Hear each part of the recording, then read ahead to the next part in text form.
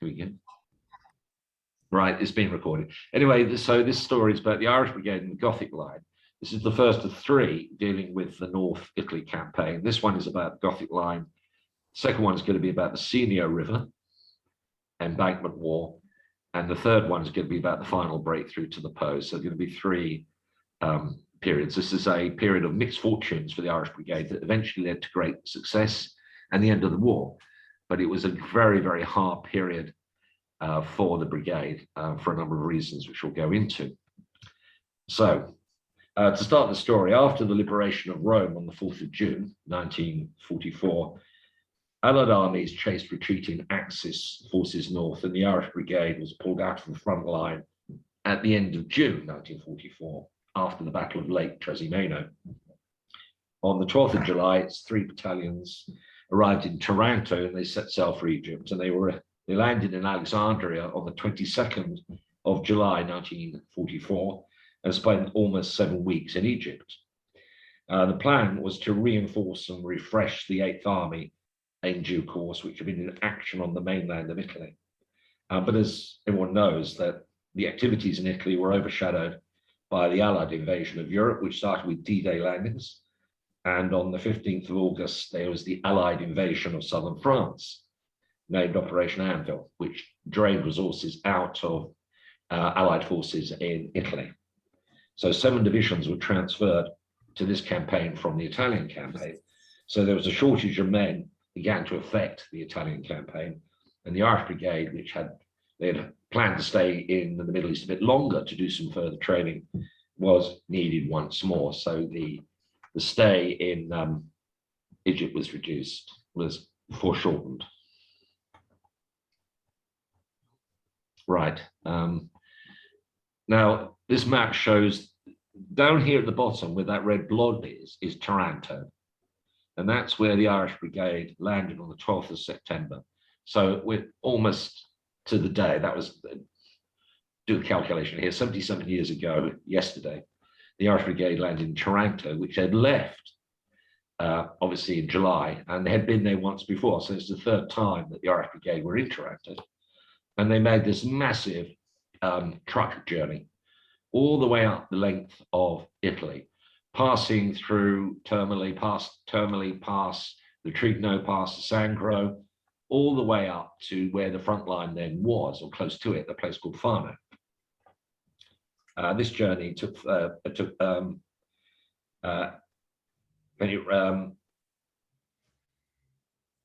arrived on the 27th of September near Fano on the Adriatic coast after a 300-mile road trip.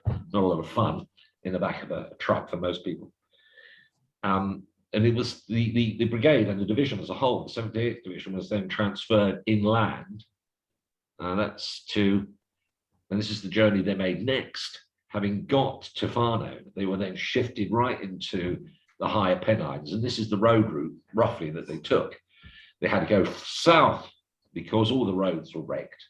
They had to go south and eventually got to Foligno. And on the way back, they passed through Assisi, where St. Francis came from, through Perugia. They went around Lake Trasimeno, where, of course, they'd fought in June, and then headed up through Arezzo. I mean, as a journey, it's a beautiful journey now. You go through Arezzo into Umbria.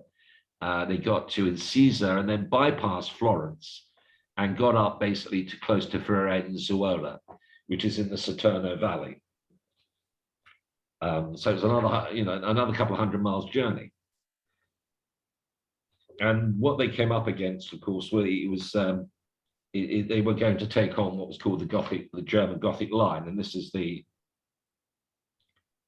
map. The red line is basically what the Gothic line was at the start of the campaign. So it was like the Gustav line in Cassino, like the Barbara line, other lines extended from the Tyrrhenian Sea all the way across the Italian peninsula to the Adriatic Sea. And it was a formidable defensive position, which the Germans had spent months preparing using forced labor. And this was straddled right through the higher Pennines in northern Italy. And you can see north of the Apennines basically is what's called the Romagna Plain, or the River Po Plain. and with the great industrial heartland of Italy in that valley. And so you can see that the two elements of this, big elements, of the American Fifth Army, which is shown in green, and the British, or the multinational, the British-led Eighth Army, which had the Adriatic coast, and the first Allied attack on the line had started with the Eighth Army on the 25th of August. And they were trying to get through, smash their way through to the Po Valley up here. Meanwhile, the Fifth Army, the American Fifth Army under Mark Clark, attacked in the center to clear passes through the Apennines to Bologna and Imola. But by the time the Irish Brigade arrived on the front line in the end of September, the offensive was foundering, particularly in the Adriatic, due to mud and flooded waterways. There was also a change at the top. Eighth Army Commander Oliver Leese, who had taken over less than a year previously from Montgomery as commander of the Eighth Army, he was transferred to command the 11th Army Group. He was sent to the Far East on the 1st of October. And he was replaced by a figure who's a legendary figure, by Richard McCreary, who took over as 8th Army Commander, who was originally a cavalry officer of Irish descent. So a new plan was worked on. This is the tail end.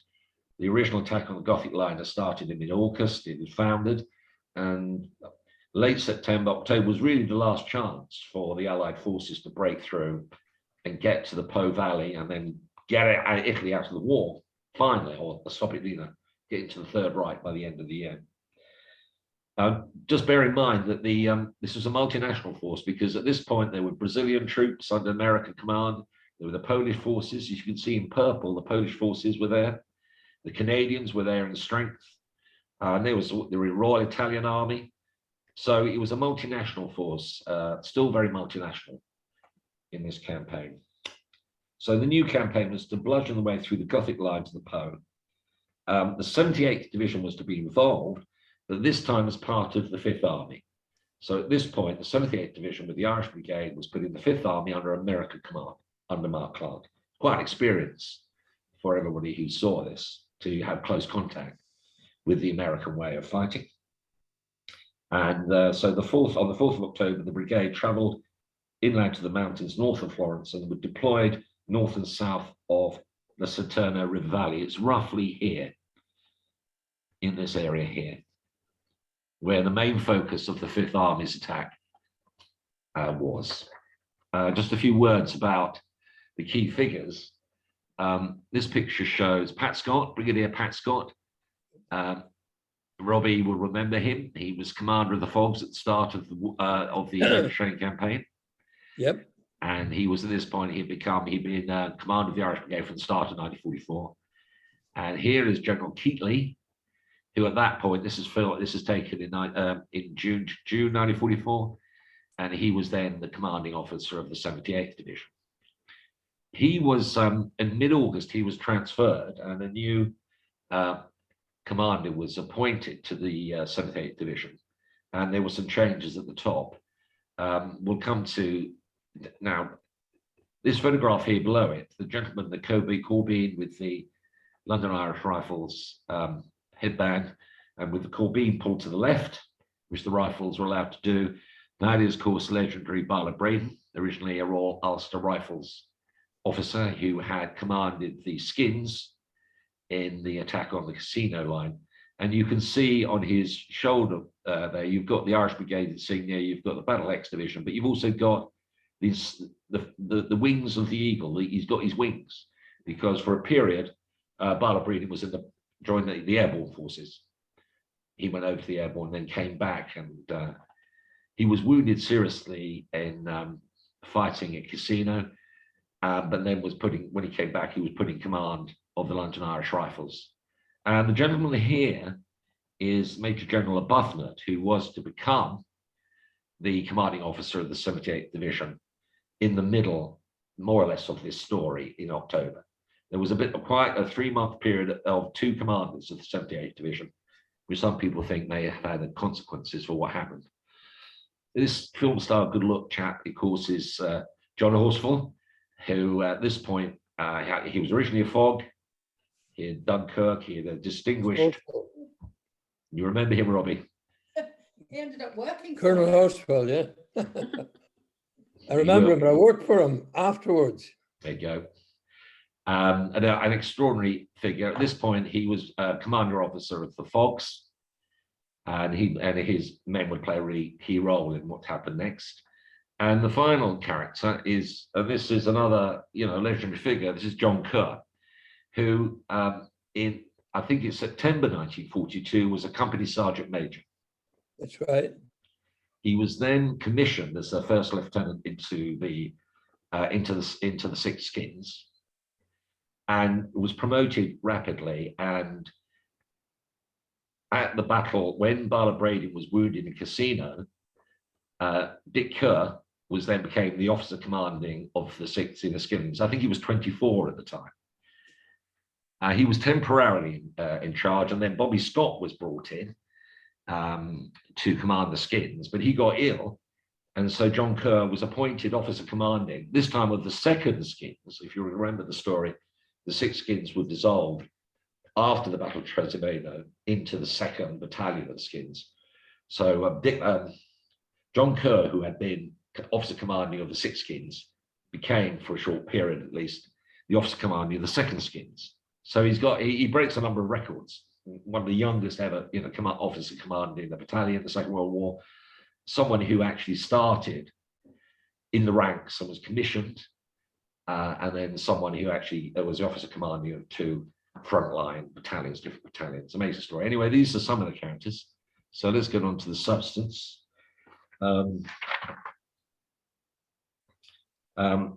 So for 2 weeks, the battalions were probing the lines in the air, and this is a map. See, Castel del Rio, see where the arrow is, basically, Castel del Rio and Del Rio. I'll put it this way, that's the Santerno Valley to Imola. So initially, the Irish Brigade were deployed along the Santerno River, with Castel del Rio being basically the center of it. It was the Castel del Rio was at that point the headquarters for the 88th American Infantry Division, which was the controlling division for this area. Pat Scott then was going out as brigadier up to the hilltops to see what he could see, and I quote what he said. He said it was like looking into the distance was like looking at the promised land, a land full of houses and roads, because he could see Bologna from the top. We were in precipitous country, which was noticeably lacking in accommodation. So they were sitting in the middle of this mountain range, and in the distance they could see the cities which they were hoping to get to. John Horsfall recorded in his book, Clear the Way, which I've got here. He wrote, and his first reaction, so we were back with our mules again, and the mud and the high hills and the same hapless policy persisted of forcing the army forward regardless of the supply conditions behind it, and knowing the full-scale deployment and use of armor were impossible.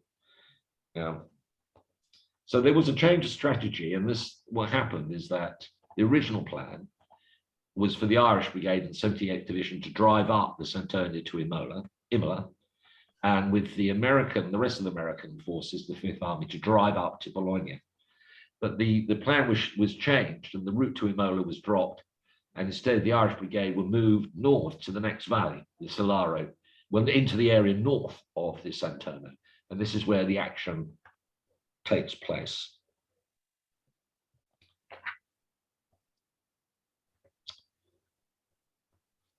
So this is Castel del Rio taken from the air, with the Santerno River flowing through it. This is looking south. It's a picturesque spot that now accommodates the largest museum in Italy dedicated to the history of the Gothic line. So that castle was the headquarters, basically the headquarters for the 78th Division for most of this.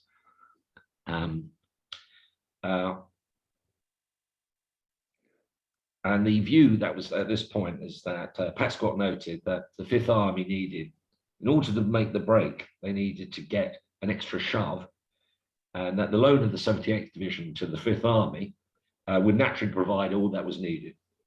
Pat Scott says, hardly surprisingly, the enemy rapidly reinforced the sector in reaction, and the ensuing 7 weeks ensuing week, 7 German infantry divisions, or part of them, were arrayed against our American friends and ourselves. So he claims, John Horsell claims that in fact the opponents, the defenders, the Germans, said, well, wherever the 78th Division is going to be where the main force of the assault is going to go. So as I say, this is the photograph of Castel del Rio. That's the famous Alidosi Bridge. Apparently was the inspiration for the Bridge of Sighs in Florence. Small settlement, but the area north of the town, which is, you can see the high points, that was largely in the hands or being disputed with the Germans. That's looking north. So this is in the northerly beyond the town. This is a photograph, a painting rather, of what Castel del Rio looked like in midwinter. Arctic conditions, plenty of snow, an unpleasant place. I mean, Robbie will remember this because he spent a lot of time passing through. So now we get on to some of the tactical elements. So that red spot down here, where I've got my arrow, that is Castel del Sangro. That's the Santerno River going up towards Imola. But the main activity were to the high points to the left of the road, because the main drive that the Americans were taking was to the left. So they wanted to clear the high points, interlocking high points, with German observation posts and artillery. And the first thing that needed to be done was to clear this area here, known as Monte Contrico, because it overlooked the Santerno. And beyond it here, the second high point is Monte Spaduro, and then the other side of the Solaro River is Monte Grande. It's just a interlocking hills. Some of them held strongly by the Germans, some just observation posts. And so the first thing was to clear Monte Condrico. And this is where we come to our hero. Hope you recognize that man, Robbie, because that's you. And as you can see, newly decorated, because that's your DCM, isn't it, Robbie? Yeah, that's a North African Star. Is it? Oh well, before you, but you've got your sergeant major. Yep. Badge up. So this is after this moment. You were promoted.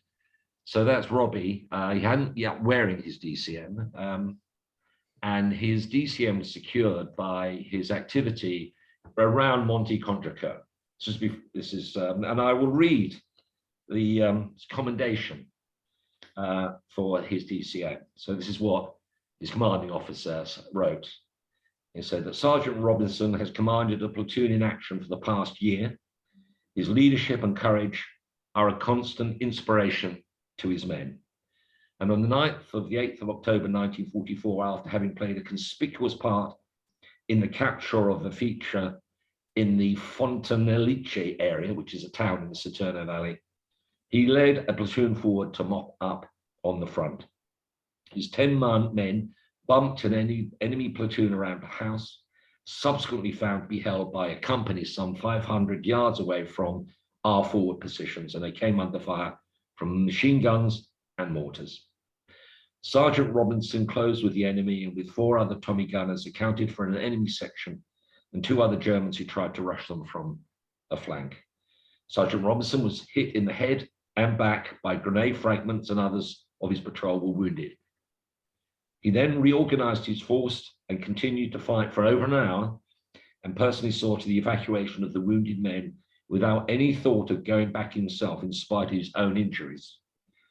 Satisfied that all possible had been done, Sergeant Robinson organized withdrawal, which was carried out under heavy machine gun and mortar fire. He personally assisted in carrying other wounded men back and returned with valuable information. His conduct throughout was most gallant and a source of praise amongst his men. His admirable leadership in this action is only equaled by similar conduct in the past. He was subsequently evacuated to hospital, but his example and courage remain an inspiration to his men.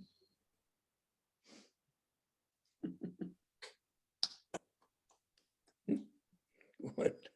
Recognize yourself there, Dad. Madam? I don't think there's anything I can add. I can't know that they see me. He's very modest about this, doesn't talk Ben. about it much. Yeah, but it's eternally recorded, Mm. and anybody and Robbie has actually submitted has written a much more detailed account of his experiences.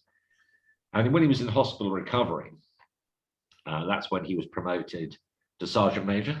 And so people had to start calling you sir, and you got your tie. And what a story, Robbie.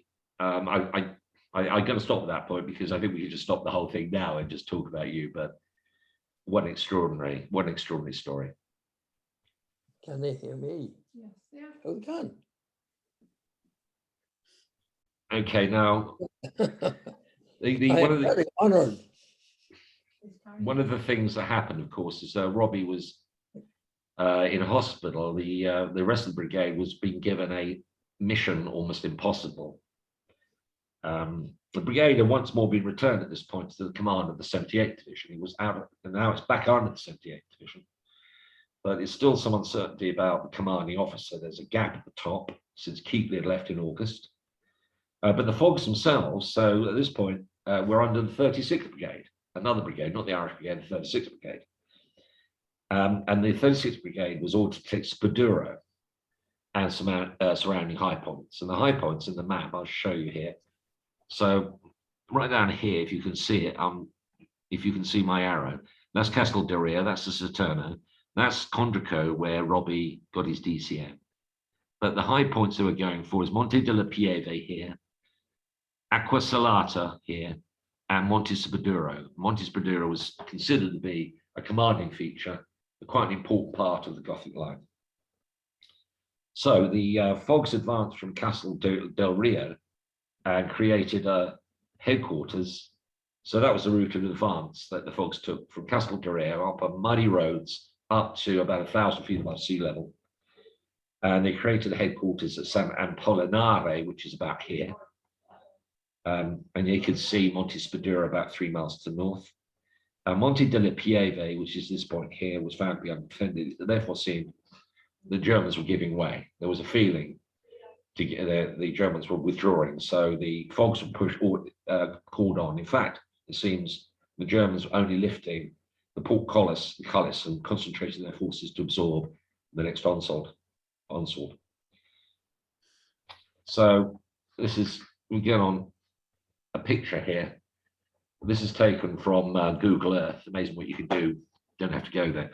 That is actually Monte della Pieve. So we're kind of looking north. That's Monte Spaduro. And Acqua Salata is just in the mist here, the other side of the valley. And this is very important features. It's called Casa Spinello. It's a farmhouse. And the line of advance for the Fogs was basically up this road. And then they were to attack up past Casa Spinello and take Spaduro. So that was, if you look at the map, this is the ground that they were forced to attack. Now, this is another picture, again from Google Earth, which is taken from Monte Acqua Salata, so from the east. And the main features are, again, that's Monte Spaduro here, which is in the distance. Monte Spaduro wasn't the highest point, but it was there. Pieve on the left, that's the lower ends of Monte della Pieve. Point 416 is where the Fogs concentrated before their attack. And that's Casa Spinello, the farmhouse. It's very clear. So you can see the reasons why the Germans decided to turn this into a fortress is the only approach to Spaduro was along a spine. It was a ridge, which was actually overlooked on all sides by German defenders. And this was to be a fatal situation for the Fogs because of the situation they were put in. But people didn't know this. There was a feeling that the belief was that Monte Acqua had been actually taken by the 36th Brigade. Communications are broken down. So that is the, and that's point 387, which is the high point beyond Spinello. And we'll come to that in a second. So this is, so the Fogs reached their start point, which is roughly here, which is 0.416 on the road, this road here, going north. They got there on the morning of the 19th of October, They found that Montepiede had been abandoned, and so the plan of attack called for the fogs to advance along that spine, passing Casa Spinello, going up to point 387, which is there, and then to press on from there and up the hill, to Spaduro, about 2.5 miles. So the attack started at 9 o'clock in the evening. So it's a night attack, a bit of artillery support, started at 9 o'clock. So they settled around 8:45 actually, and they advanced on artificial moonlight. So at this stage of the war, the Allies were using searchlights to light a night attack. But there was no cover. Tanks couldn't be deployed because of the absence of roads and mud. So it was extremely, you get up the 6-pounders, the smaller artillery pieces. But there was artillery support. Now, this is the view basically from where the fog started. This is what they were at night, so they couldn't see this, but this is where the point 416 of the fog started. And what you can see, I'll point them out, these points out to you. Spaduro there in the distance, about 2 miles away. Acqua Salata on the other side of the valley, which it was only realized later was still held by the Germans. Spinello, the farmhouse, that pimple, and that was the view. That was the line of advance. So the attack started at 8:45, and the fogs deployed, 2 companies deployed and advanced on a narrow front with the objective to get to Spaduro. We have a colourful record. I don't know if you remember this man, Robbie, Colin Gunner. Do you remember him, Dad? Do you remember Colin Gunner? Colin Gunner? I think He was, yes. he was a Brummie. Oh yes, of course. He used to be in the Kensingtons. Yeah. So Colin Gunner, this is him wearing his famous peak cap. This is not a regulation hat. And he wrote a book called Feather in the Cap. No, was that right, Richard? The name again? End of the line. End of the Line. He wrote a book called End of the Line. Oh, This End is of the Line. Colin Gunner wearing his peak cap. He had been commissioned in the Kensingtons, which is heavy support, but he longed to get into the Irish Brigade, and he was eventually transferred into the Irish Brigade after Casino. He was born and raised in the English Midlands and had joined the Fogs in June after serving with the Kensingtons, and he was in command of a platoon in A Company. Oh. And it was his first attack, and this is what he says in his book. I had come to the very edge of it all, that rim of the world where one could easily fall off. Now, at last, absolutely nothing was out there except Germans whose duty was to kill or maim me. So I think he was 21 at this point. It's the first time he was leading the platoon. It was a night attack, pitch black. He had no idea what was going to go on. Anyway, A and B companies of the Fog started to advance, as I said, at 8:45. And then the artillery barrage began. So a close-up, that is Spinello here, and that is point 387. So the companies, actually the 2 companies bypassed Casa Spinello and reached point 387, and that's when they started to meet German resistance. And then in the fighting, a German ammunition dump caught fire and lit up the night. B Company under Dick Jefferies passed through A Company and got to the top of Spaduro. He actually reached it. And they got there around 6 o'clock in the morning, just as dawn was breaking. And as they got to the top of Monte Spaduro, A Company came under very heavy attack. There might have been as many as 3 German battalions attacking them. A machine gun fire opened up on all flanks, and also from Casa Spinello, they found that the German garrison in that farmhouse was intact with machine guns and was firing their rear. And they were being fired at from Acqua Salata, they'd been fired up from other high points. And they called for defensive artillery fire, weren't received because of bad radio communication. C Company, so the 3rd Fog company involved, led by Tony Morris, was sent in support, had gone just beyond Spinello when they met German grenadiers attacking downhill and throwing grenades. We've got an account of this. This is a photograph taken looking south from 387 towards Spinello. This is the ground. So this is a German perspective on the attack by the Fogs. And Lance Corporal Harry Caulfield, who was a conscript from Birmingham and a veteran of Irish Brigade battles in Tunisia, was close. He recorded this. You can hear it in the Imperial War Museum. He was close to his company commander, Major Maurice Crehan. Maurice Crehan. Really? Crehan. He was a Royal Canadian infantry officer attached to the Irish Brigade. So Caulfield has, you can listen to it in the Imperial War Museum, his memory. So this is how Caulfield described when they got to the top of Monte Spaduro, A Company had got there. He was very close to Crehan, just as daylight started breaking. And this is what he remembers. He said the flares started to go up. It was like daylight. With that, you freeze. So they're ordered to stop. Don't move with the flares going up. Don't move. But all of a sudden, there was a machine gun fire. And Crehan shouted, "Fight on, A Company, fight on, A Company." And he was at that moment splattered with machine gun bullets and killed. So A Company commander was killed. And then that is an accurate account, because some accounts have it that Crehan was fought like Augusta's last stand, but it wasn't. He was killed as they just reached Monte Spaduro. Now, Colin Gunner was sent up to help, but was blocked by machine gun fire from Spinello. And the A Company, meanwhile, was being attacked on all sides and overrun in a storm of machine gun fire and grenades by 6:30. So basically, A Company by 6:30 had been completely overrun. B Company, which is further back, closer to 387, was trying to hold on, but started to run out of ammunition.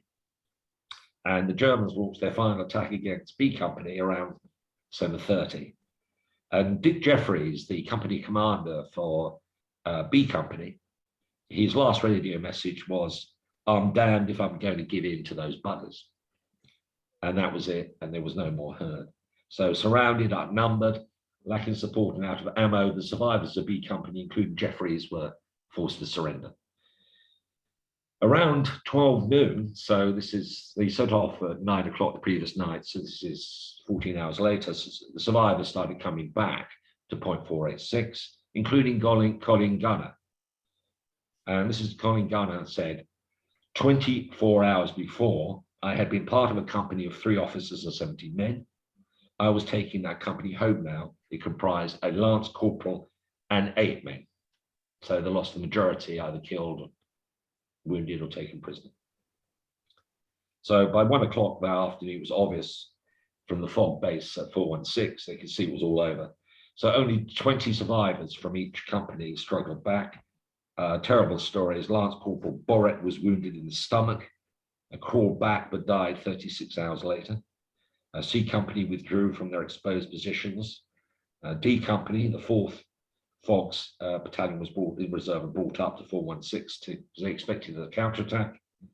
The Fog stretcher bearers brought back wounded men under fire, and for their bravery, Fusiliers Birch and Penderry were awarded the military medal. And at the final reckoning, the final count, and that was only made after the war, so the Fogs had lost almost 150 men. You have to remember, this is basically only three companies involved, mainly 2 companies.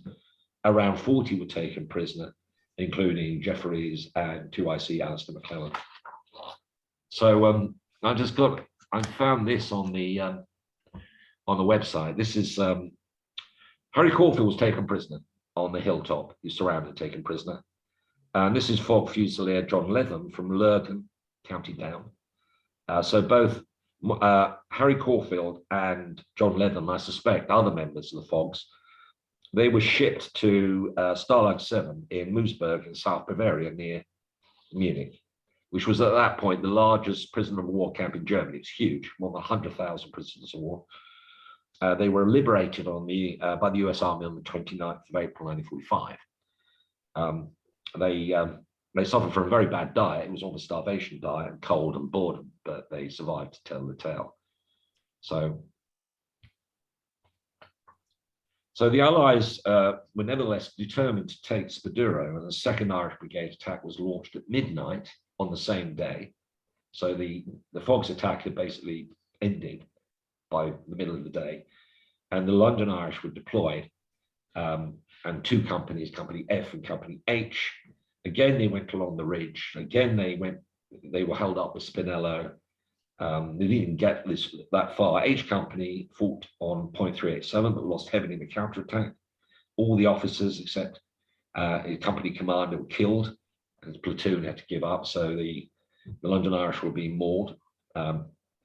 And E Company platoon commander Nicholas Mosley recalls at this time that E Company, which was being held in reserve, that he was standing next to Lieutenant Christopher Cram, who was a seconded South African Armoured Corps officer, when Christopher Cram was hit. And Nicholas Mosley records they heard him shout, "God have mercy on my soul," and he was wounded and he fell and died. So there's terrible stories. Anyway, for the London Irish, the crossfire from Spinello made an attack on the ridge impossible. So the second attack on Spadiro was unsuccessful. But there was further persistence. So a new plan was devised, and this was going to involve the London Irish and the Skins, but also 11 Brigade. So the two remaining, two battalions, the Irish Brigade plus the 11 Brigade. But before that was done, the decision was taken that they had to deal with Casa Spinello. This is Casa Spinello again. The conclusion was you could not advance in these conditions. You couldn't use tanks. You couldn't advance in these conditions unless this farm was taken. You had to take it first. And what happened is that Lieutenant Desmond Fay, who was an Irishman, an officer, he was deputed to lead a 4-man patrol, including Sergeant Farthing from the London Irish, to check whether it was occupied. So he was back on 416, and he was deputized to lead a patrol. And they did it in midday. So they didn't do it at night. The thinking was the Germans are going to be sleeping, or they don't expect anything as stupid as this to go out in the middle of the day on patrol. And so they had a 4-man patrol comprising Desmond Fay, Sergeant Farthing, and 2 other London Irish who were carrying Brents. And they went out, basically, they below the ridge line, on the ridge, in broad daylight. And they got to within 80 yards of Spinello and then covered themselves in mud. And they decided that Fay wanted to be absolutely certain the strength of the Spinello garrison. So he and Farthing ran silently, just ran towards the farm, and they jumped into a slit trench where they found 2 Germans, one scarpered, but they took 1 prisoner, and then had to drag him all the way back to the 416 whilst being shot at all sides, and the shelling started. It was a horrifying experience. And before Fay did his dash, he said, "I made up my mind that I must find out for certain if the area is held. So I decided to go in but not fire." That was his decision, not to make a noise, just run, take the Germans by surprise, so you think they'll be sleeping. And I said, the infantryman's prayer before action, not in the guts or the face, dear Lord. So they brought the prisoner back. Poor unfortunate, 4 of them got back, none wounded, and they delivered the prisoner who was interrogated. And so Fay could report that Spinello was being held and 387 had a machine gun post. Fay was awarded the Military Cross for the 2nd time for this action. And he wrote, in Clear the Way, he wrote an appendix. He gave an appendix to docketing, in which he said, this is his story: "I had to go and report to the commanding officer. He seems pleased. I told him how level-headed Sergeant Farthing was and suggested putting him up for an MN. I also praised the Bren group, the 2 guys who used the Brens to cover them as they were running back. The commanding officer gave me a generous mug of rum, but I find I need 2 hands to hold it. So I have survived another patrol, but how many more?" It's amazing stuff that's going on. But he did get an MN the 2nd time. So having checked him out, it was decided that they need to take Spinello, and they're going to do it in a daytime attack. A small unit, not the whole massive operation. An E Company of the London Irish were given the task, and the one who got the job was Nicholas Mosley. Nicholas Mosley was, of course, the son of Oswald Mosley, originally recruited Eton and Balliol College, Oxford, originally in the Rifle Brigade, but found himself transferred into London Irish Rifles, no Irish connection at all. And at this point, I think he was a 22-year-old to 21-year-old lieutenant and platoon commander. Very tall, almost 6'4", I think, or 6'5". But as you can tell, very studious looking. He was a good scholar. So a platoon commanded by London Irish Lieutenant Nicholas Moseley crept from the Irish Brigade line. This is around 4 o'clock in the afternoon, keeping below the ridge line until it was less than 80 yards from the cottage, from the farm, which was being shelled. So there was shelling going intermittently, but there was no real evidence there was going to be an attack. And the moment the Allied artillery bombardment stopped, Moseley charged with his platoon, firing a Sten gun from his hip as he ran. And they got into the building's first floor, and they found the Germans were still in the ground floor. So on the first floor, there was a ground floor, and the Germans were still in it. Moseley and his platoon got into the next floor. And then once that was happened, signal went back, and the rest of the E Company came up to support Spinello, Moseley's platoon, and move on to 387. E Company Commander Mervyn Davis was wounded in the leg in this operation, and he got to Spinello, and Moseley said, "You better go back, you're seriously wounded," and he hopped back to 416 through a minefield, but survived.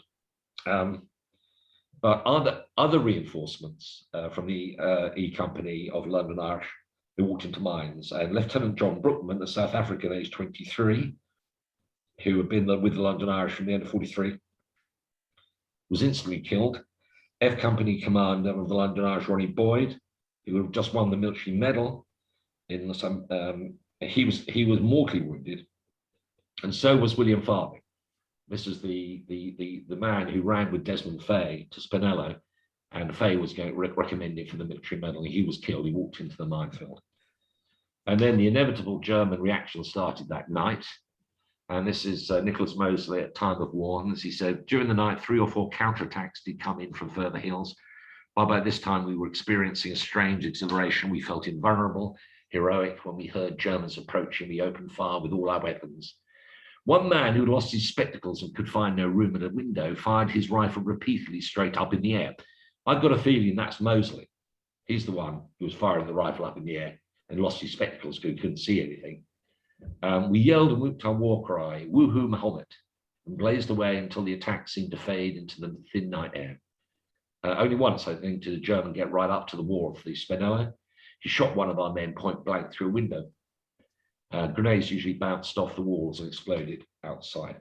So Moseley and his men held Spinello and later accepted the surrender of the Germans, who had spent the entire affair in the basement.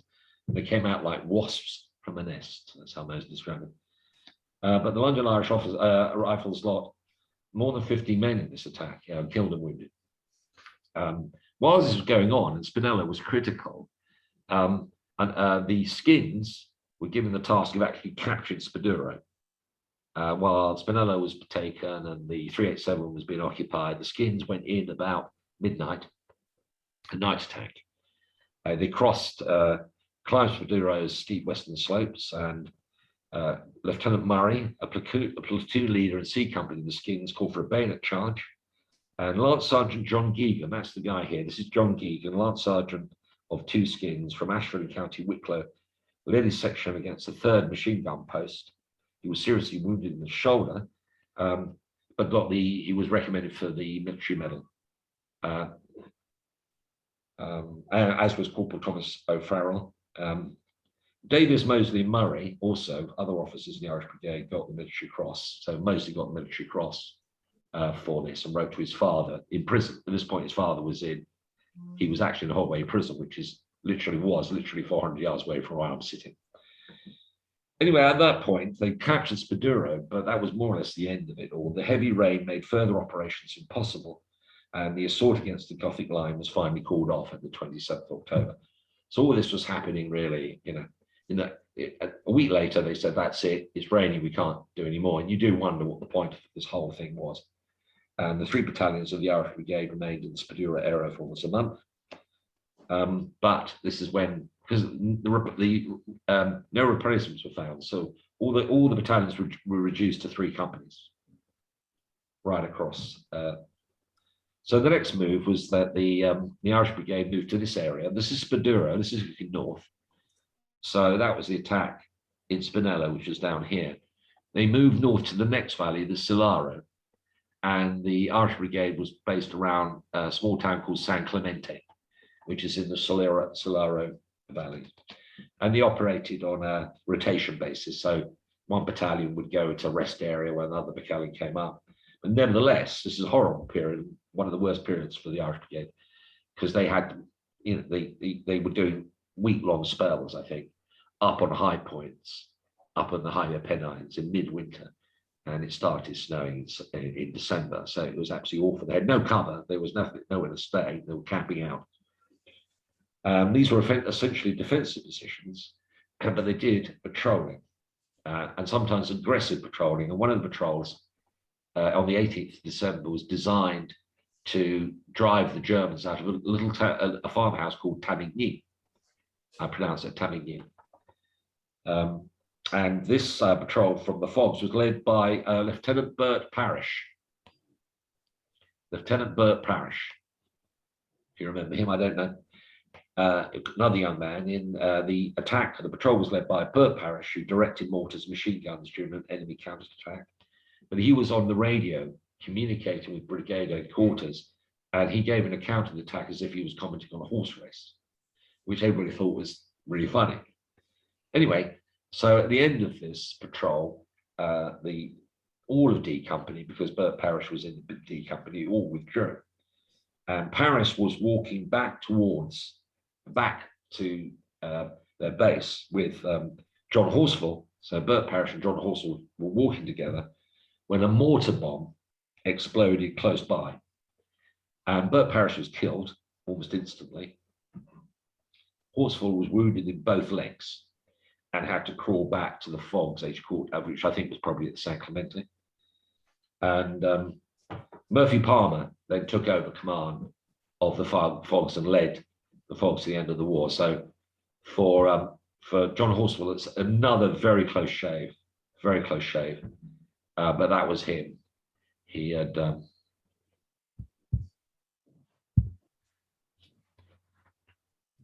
and this is this is looking at San Clemente, which is a very small town, which is roughly there. This is the Solaro River, looking towards the high ground where the Irish Brigade was deployed. And this is after December, and you can see pretty awful conditions. And for some reason, I suppose because the roads are rubbish, they're driving up the river. They're driving across the ford at San Clemente. Oh no, they're crossing the ford. But that gives you an idea of the conditions they were operating in. And this is the centre of San Clemente today, looking west. And the Irish Brigade HQ was about a mile away from this towards the west, further up the Solaro Valley. And the Irish Brigade headquarters they constantly smoked. They were creating smoke all the time because every time the smoke cleared, they were convinced that the Germans on the hills could see them.